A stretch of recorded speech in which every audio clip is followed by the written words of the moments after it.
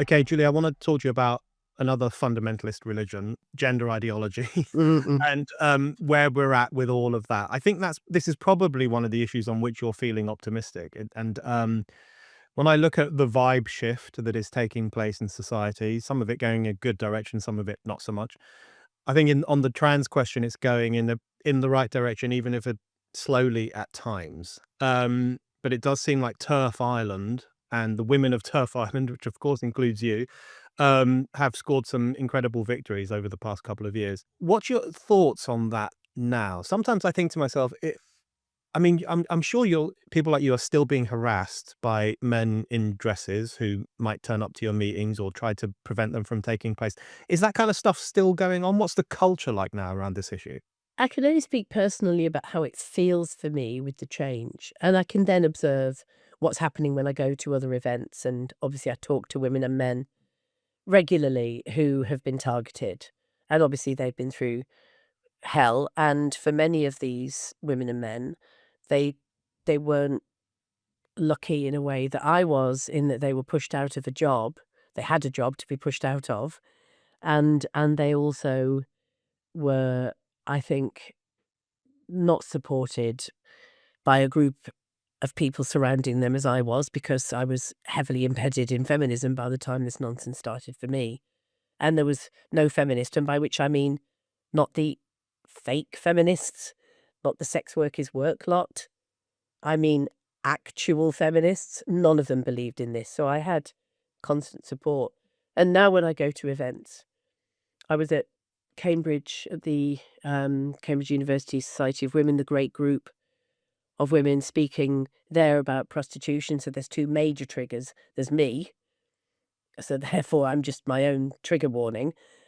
There's obviously the brilliant group of women at Cambridge Uni, and they've been hounded and harassed. Then there's the topic of prostitution, which again is a class thing. You're supposed to just accept that some women are going to be just available for men to abuse, so that upper class women don't have to go through that. So there I was, without a picket, without any kind of hoo-ha, and I felt quite upset about it in a way, because my niece and her newish bloke had come along. She'd brought him along to see me speak, and he'd never seen it before, and he must have felt quite disappointed, really. Anyway, it was a wonderful event, and thankfully, when I walked out, there were two idiots standing there with handwritten signs, something like "trans women are women" and "blowjobs are real jobs" or whatever. But they didn't even bother to laminate the signs. There was no effort made at all. And the other thing that I've noticed is not just me, but others with kind of parallelish media careers, are now, who were banned and blacklisted from certain festivals and events, are now being invited as though nothing's ever happened. So that is a shift, and that's been a shift in the last year or so. And I see others around that have been monstered, that are now just being more confident and braver. I mean, they were never cowardly, these people. What I mean is that they have a lot to lose. So I suppose more confident and outspoken, knowing that, again, the wider society is waking up and is more likely to have their back than these absolute loon job queers for Hamas crowd that, are definitely losing their power. Yeah, I feel that too. I do think things are shifting, although it is regrettable that we're not still getting those colorful, crazy protests when we turn up at campuses. They were always good fun. Um, but even as things change, I guess it's similar to the grooming gang scandal, although on a different scale. Um, do you ever think we need a reckoning with what happened? Because on one level, people like you and others will be very pleased that things are shifting back to normality, bit by bit.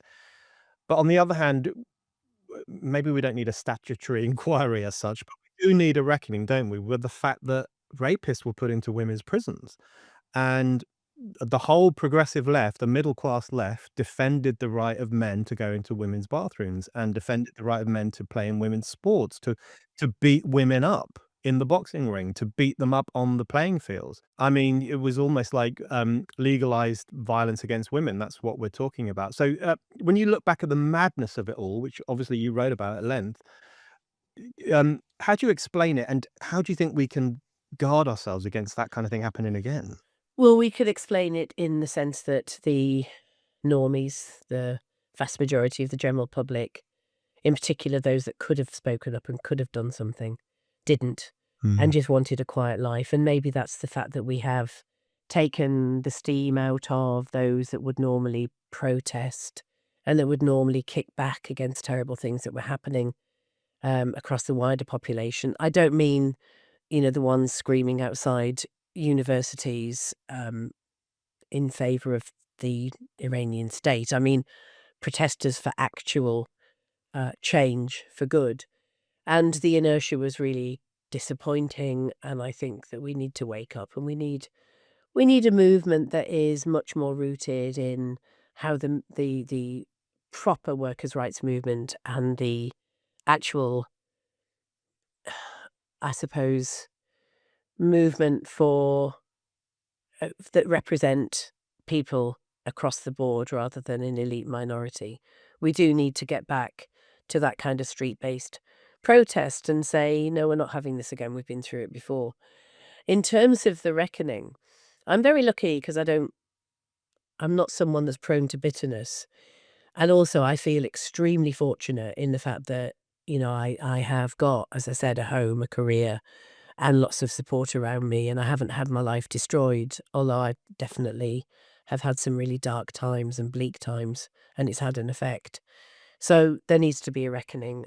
I am angrier than I can describe, that Mhm. that I could ever explain, and I'm angry on behalf of, in particular, those women, the most disenfranchised women in our society, those in prison, those that access refuges and rape crisis centres, those in hospital, who've actually been raped and sexually assaulted by trans women, or The that have been scared.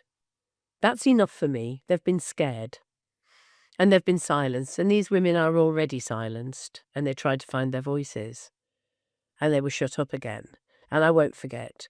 And I need a major reckoning. And I have not finished by a long means. I have not finished. I really am just waiting to play my part in this reckoning. It'll be fun. Yeah, I look forward to that. It does seem like the theme of our times is the sacrifice of working class women's safety, or poor women's safety, even women who are kind of, not even working class in the way that we would have understood it, at the altar of all these fashionable ideas that take off amongst the middle classes for a period of time and then fall by the wayside. I mean, it is just an unforgivable situation that we've had for the past few years. Yeah, the luxury ideas and the every single upper middle class family in North London has a trans child, a trans nephew, a non-binary niece, you name it. And that seems to set their entire tone and decide their entire belief system in a way that I just wonder what's ever happened to raising children with any boundaries and any guidance. Of course, we're made to rebel. That's what parents are for, so we can rebel against them. But since when did this child-centered, not just child-centered, but child-led focus of, I'm telling you I'm non-binary, you've got to sign up to a belief system that will have an adverse effect on lesbians, gays, and every single female on the planet, as well as, a number of men. How the hell have they been led by some spoilt brat into this fugue state that they've been in? Giving kids a clip around the ear hole, whether physically or metaphorically, is an underappreciated, we all remember having boundaries when we were growing up, and we benefited from them enormously, I think. I just want to ask you about the puberty blocker trial in relation to this. The question of whether it's gonna go ahead, or, whether it's a good idea. I think you don't think it is. Um, but the story of Professor Jacob George, which is just extraordinary. He's one of the guys, as far as I understand, who suggested, to put a stop on the trial.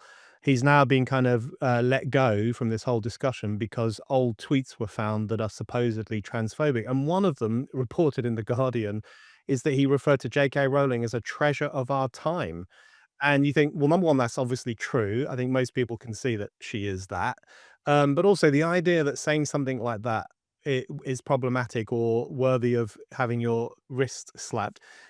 When I read that story, it did feel like a blast from the past. It did feel like the old woke ways kind of coming back, but not really winning people over in the way that they might have done 3 or 4 years ago. What have you made of that discussion and the puberty blocker issue more broadly? Well, it's bonkers, isn't it? Because a scientist believes in science, believes in biological reality, thinks that, an international treasure is a treasure. So yeah, this is all mad. Had this happened 5 years ago, though, what would have been different is that very few people would have been up in arms about it, and the mainstream media might not have picked up on it in the way that it did. The fact that we're seeing it, and many, many, many people are seeing it as bonkers, as opposed to the correct way to deal with this terribly transphobic man, is really telling and I think quite heartening. The puberty blockers trial, obviously. Who on earth thought up? I mean, obviously it was Hilary Cass, who has, in my view, clearly been pressured by the trans lobby and is trying to throw some crumbs at them. The crumbs, unfortunately, are the lives and safety of the children that would have been involved in that puberty blockers trial. You can't trial medicine that not only is there no evidence that it's not harmful, but where there's evidence that it is harmful. And anyway, you can't trial a drug that is totally unnecessary and causes harm on a socio-political level, because socially transitioning children is not a benign or harmless act. And we also know from very helpful stats that we that are irrefutable, that 98% of those children who in the past have been studied that have gone on puberty blockers end up on cross-sex hormones that are irreversible. So how can we do that to children? We absolutely can't. The puberty blockers trial will not go ahead. This is my prediction. And although there are those that are saying that West Streeting is a coward, and I know he's been cowardly in some respects, I also think there's a lot to be said for him. And I think he's nowhere near as cowardly as the vast majority of his colleagues in the Labour Party.